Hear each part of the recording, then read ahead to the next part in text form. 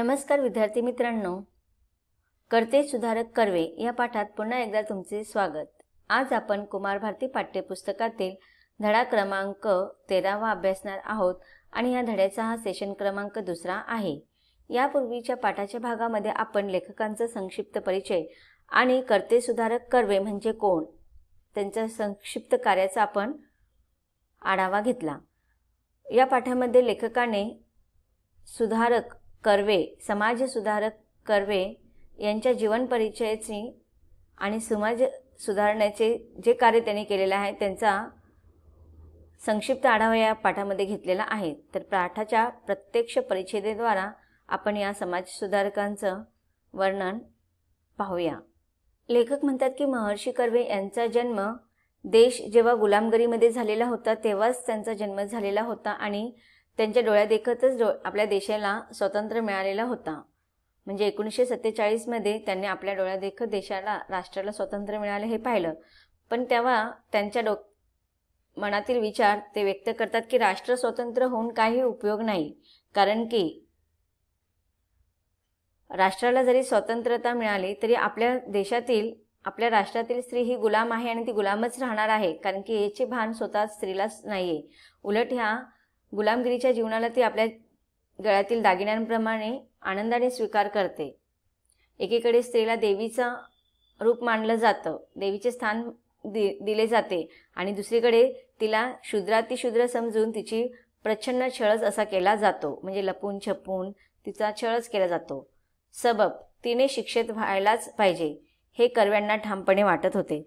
तर ते म्हणतात की हे सगळं जाऊ द्या, जे काही सत्य असत्य त्याच्यामध्ये की स्त्रीने शिक्षित होणं हे महत्त्वाचं आहे आणि त्यांचं असा ठामपणे त्यांना वाटत होतं की स्त्रीने शिक्षित व्हायलाच पाहिजे। तथापि हे कार्य अतोनात कठीण आहे हेही त्यांना दिसत होते। स्त्रीने स्वातंत्र्य कमवावे असे वाटणे म्हणजे खडकावर डोके आपटण्यासारखे होते। आता त्यावेळेचा जो समाज होता, त्यावेळेचा ज्या लोकांची विचारधारा होती, ह्या समाजाला विरोध करून स्त्रीला शिकवणे हे अत्यंत कठीण असे काम होते आणि तिने स्वतःला स्वातंत्र्य मिळवून देणे हे एखाद्या खडकावर डोके आपटण्यासारखे, म्हणजे अत्यंत असंभव अशी गोष्ट होती, अकठीण अशी, अशक्य अशी गोष्ट होती की ज्यावेळेस आपण एखादी गोष्ट एखाद्या समोरच्या व्यक्तीला समजावून सांगत आहोत जी तोडून पण तरीही तिला समजत नाही, त्याप्रमाणे त्या स्त्रीला सुद्धा, समाजातील स्त्रियांना सुद्धा गुलामगिरीच प्रिय होती। त्यांना कितीही सांगितलं की बाई तू खूप दुःखामध्येच, गुलामगिरीचं जीवन तुला आता बाहेर, ह्या गुलामगिरीतून तुला बाहेर पडायचं आहे आणि स्वतःचा विकास करायचा, त्याच्यासाठी तू शिक्षित हो, कितीही तिला सांगितलं तरी ते खडकावर डोके आपटण्यासारखेच होते, म्हणजे तिला त्या गोष्टींचं महत्त्वच नव्हतं। शांत, सोशिकपणे, सहिष्णू वृत्तीने राहिलो तर हे असिधारा व्रत परिपूर्ण होऊ शकेल याची त्यांनी खूणगाठ बांधली। असिधारा व्रत म्हणजे काय? व्रत तर तलवारीची धार किती तीक्ष्ण असते हे तुम्हाला माहितीच आहे की तलवारीच्या त्या तीक्ष्ण धारीवरती चालण्या इतकं असं हे कठीण व्रत होते, कठीण कार्य होते।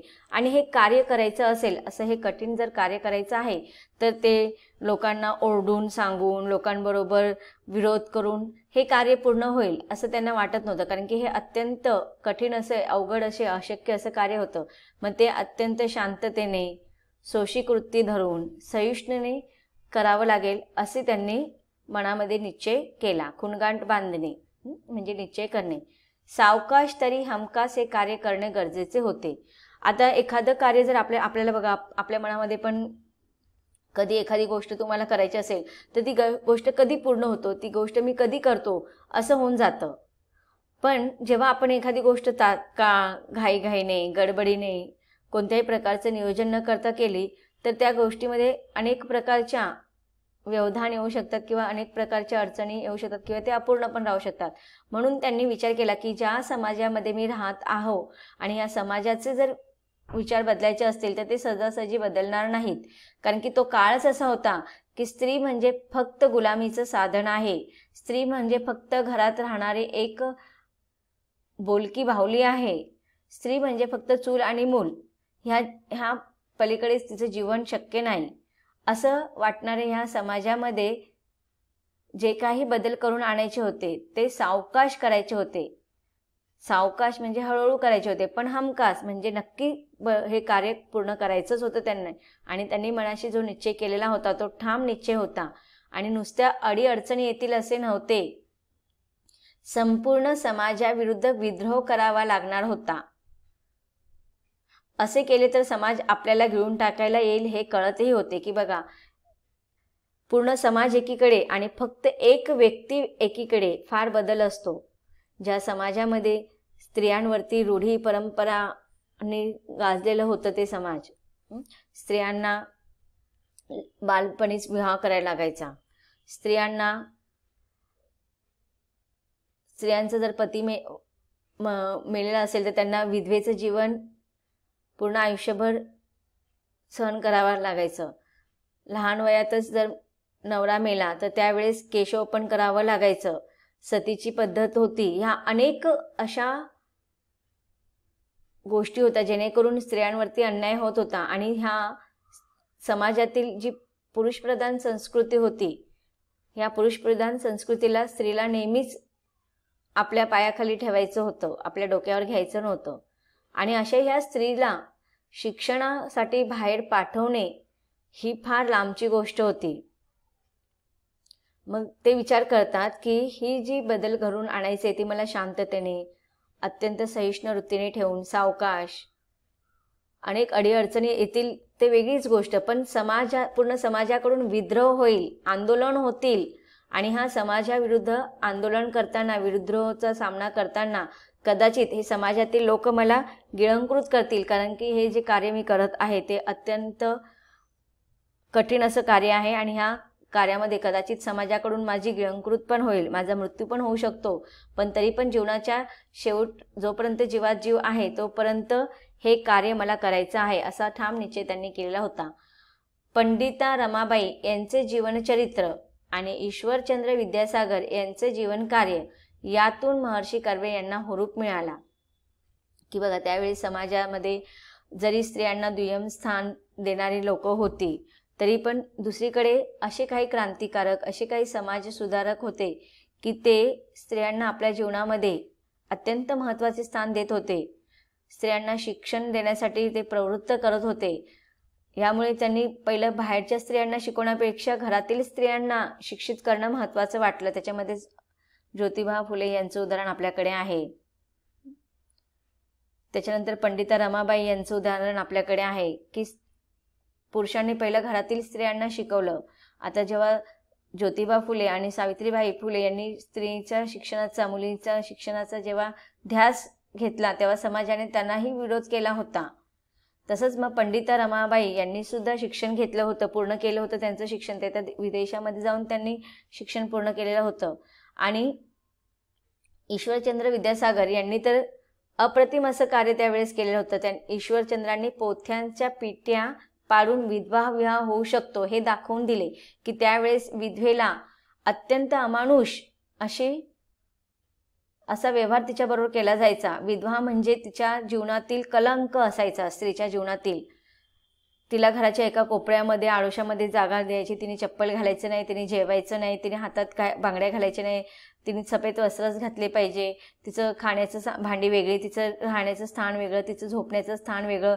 तिने आजूबाजूमध्ये स्त्रियांबरोबर बोलायचं नाही, उठायचं नाही, एक वेळच जेवायचं. ते जेवण पण अळणी असायचं. सात्विक आहार तिने खायचा नाही, घराच्या बाहेर तिने पडायचं नाही, सुंदर असेल तर तिचे केस वपन केले जायचे. अशा अनेक प्रकारच्या हाल अपेष्टा त्या स्त्रियांना सहन करावा लागायच्या. विधवा पुनर्विवाह करण्याची त्यावेळेस समाज सुधारकांनी खूप प्रयत्न केले, पण एखादं कार्य जेव्हा आपण बोलतो तेव्हा त्या समाजावरती एवढा परिणाम होत नाही. तेव्हा पण एखादं कार्य जेव्हा आपण प्रत्यक्ष कृतीतून करून दाखवतो की समाजामध्ये अनेक असे लोक असतात. आज आपण पाहतो राजकारणामध्ये अनेक लोक असतात की आपण म्हणतो की नाही, शिवाजी जन्मावा पण आपल्या घरी नाही, बाजूवाल्याच्या घरी. की आपल्याला असं कोणतंही कार्य करायचं नसतं की ज्याने समाजाचा विरोध आपण पत्करू शकू. पण समाजामध्ये अनेक असे कार्यकर्ते असतात की ते स्वतः एखादी कृती करतात आणि समाजाला उदाहरण दाखवून देतात. ते लोकांना सांगत नाही की समाज सुधारण्यासाठी असं करा तसं करा, ते लोकांना सांगत नाही, ते प्रत्यक्ष कृती करतात. उदाहरणार्थ संत गाडगे महाराज, त्यांनी स्वच्छता करण्यासाठी गावातील लोकांना कधीच उपदेश दिले नाही. त्यांनी स्वतः हातामध्ये खराटा घेतला, गाडगे घेतले आणि स्वतः गावाची स्वच्छता केली. त्यांनी कोणाला सांगितलं नाही की ऑर्डर दिली नाही, त्यांनी आदेश दिला नाही, स्वतः ते कार्य केलं. तसंच मग ईश्वरचंद्रांनी जेव्हा विधवेचा पुनर्विवाह व्हावा असं त्यांच्या मनापासून जेव्हा त्यांना वाटत होतं, तेव्हा त्यांनी लोकांना जाऊन उपदेश करण्यापेक्षा स्वतः एका विधवेबरोबर त्यांनी विवाह केला आणि अशा रीतीने विधवा विवाहाचा जो काही पोथ्यामध्ये लिहिलेलं जे काही वाक्य होती किंवा वेदांमध्ये जे काही लिहिलेलं होतं ते स्वतः त्यांनी ते हाणून पाडलं. त्या काळातील जे काही विद्वान, ब्राह्मण, पंडित लोक होते त्यांच्या अनुसार ते सांगायचे ग्रंथामध्ये असं दिलेलं आहे, वेदांमध्ये असं लिहिलेलं आहे. मग त्या सगळ्या पोथ्यांना त्यांनी डावलून लावलं कोणी ईश्वरचंद्रांनी आणि स्वतः एका विधवेबरोबर विवाह केला आणि अशा रीतीने विधवा पुनर्विवाहाचा त्यांनी आरंभ केला. स्वतः विधवाशी विवाह करून कर्व्यांनी त्याचा वस्तुपाठ घालून दिला. सुरुवात त्यांनी स्वतःपासून केली म्हणून त्यांना बोलायची कोणास सोय उरली नाही. की एखादी गोष्ट आपण जेव्हा करतो की लोकांना उपदेश देतो, तो लोकांना उपदेश देण्यापूर्वी जेव्हा ते कार्य आपण स्वतः करतो तर त्याचा प्रभाव समाजावरती वेगळ्या पद्धतीने पडतो. तर इथे प्रत्यक्ष कर्वेने ती गोष्ट स्वतः केली आणि नंतर मग लोकांना मग त्यांनी की काही लोक म्हणतात, अरे तू एवढं बोलतोयस, विधवेबरोबर लग्न केलं पाहिजे, सती गेली नाही पाहिजे विधवा, मग तू काय करतो? तुझ्या घरामध्ये स्वतः तुझी बहीण विधवा आहे किंवा तुझ्या घरामध्ये तुझे इतर नातेवाईक सती गेलेल्या आहेत, मग तिथे आम्हाला काही उपदेश देतो. म्हणून स्वतः कर्व्यांनी, ईश्वरचंद्रांनी काय केलं होतं, स्वतः स्त्रीबरोबर पुनर्विवाह केला, विधवा स्त्रीबरोबर, आणि त्यामुळे समाजाला प्रत्युत्तर करण्याची त्यांनी सोयच ठेवली नाही. धोंडो केशव कर्वे हे कॉलेजात गणित शिकवत की प्राध्यापक होते. ते पुण्याच्या फर्ग्युसन कॉलेजमध्ये ते शिकवत होते. विद्वत्तेचा ते महामेरू होते. तर विद्यार्थी मित्रांनो, लेखकांनी इथे महर्षी कर्वे यांना विद्वत्तेचा महामेरू असं अलंकारिक रूपामध्ये वर्णन केलेलं आहे. आता महामेरू म्हणजे काय? तर पुराणामध्ये पृथ्वीचे वर्णन करताना 7 द्वीप सांगितलेले आहेत वेगवेगळे. तर त्यापैकीच एक द्वीप म्हणजे जम्बूद्वीप, आणि असं म्हटलं जातं की ह्या जम्बूद्वीपच्या मध्यभागी अर्थात केंद्रस्थानी मेरू हा पर्वत आहे आणि हा पर्वत जो आहे तो सोन्याचा बनलेला आहे आणि या सोन्याच्या मेरू नामक पर्वतावरती नेहमी देव वास्तव्य करत असतात असे पुराणामध्ये सांगितलेलं आहे. मग हा मेरू पर्वत, मेरू रूपी जो सोन्याचा पर्वत आहे, जो देवांचं स्थान आहे, अशा मेरू पर्वतापेक्षा सुद्धा महर्षी कर्वे हे कार्याने मोठे होते किंवा मोठे आहेत. म्हणून लेखकाने अलंकारिक शब्दाने त्यांचं वर्णन करताना त्यांना विद्वत्तेचा महामेरू असे म्हटलेले आहे. त्यामुळे लेखक पुढे म्हणतात की त्यांच्याशी वाद घालायला कोणी धजले नाही. म्हणजे कोणी ते स्वतः एवढे विद्वान होते, ज्ञानाने संपन्न होते ते, त्यामुळे त्यांच्याबरोबर वादविवाद करायला कोणी येत नसे. केवळ सत्पुरुषांचा छळ करावा एवढेच ऐतिहासिक कार्य तेव्हाच्या अज्ञ समाजाने केले. की बघा आता आपण पाहतो की त्यावेळेच्या त्या अज्ञ समाज म्हणजे शिक्षणाने कितीही सुशिक्षित झालेले असेल, त्यांना वेदांचा अभ्यास केलेला असेल, त्यांनी अनेक ग्रंथांचा अभ्यास केलेला असेल, पण अशा ह्या अज्ञ समाजाने केवळ फक्त सत्पुरुषांचा छळ करावा हेच त्यांचे पूर्वीपासूनचे सगळे ऐतिहासिक कार्य होते. आपण आपल्या इतिहासामध्ये बघतो की सगळ्या संतांचा, सगळ्या समाज सुधारकांचा ह्या समाजाने फक्त विरोधच केलेला होता, त्यांचा छळ केला होता. आपण पाहिलं होतं ज्योतिराव फुले यांचा कशा रीतीने ते छळ करायचे किंवा संतांचे कशा रीतीने ते छळ करायचे, ह्या सगळ्यांचा इतिहासामध्ये आपण ह्या समाजाचा अभ्यासलेला आहे.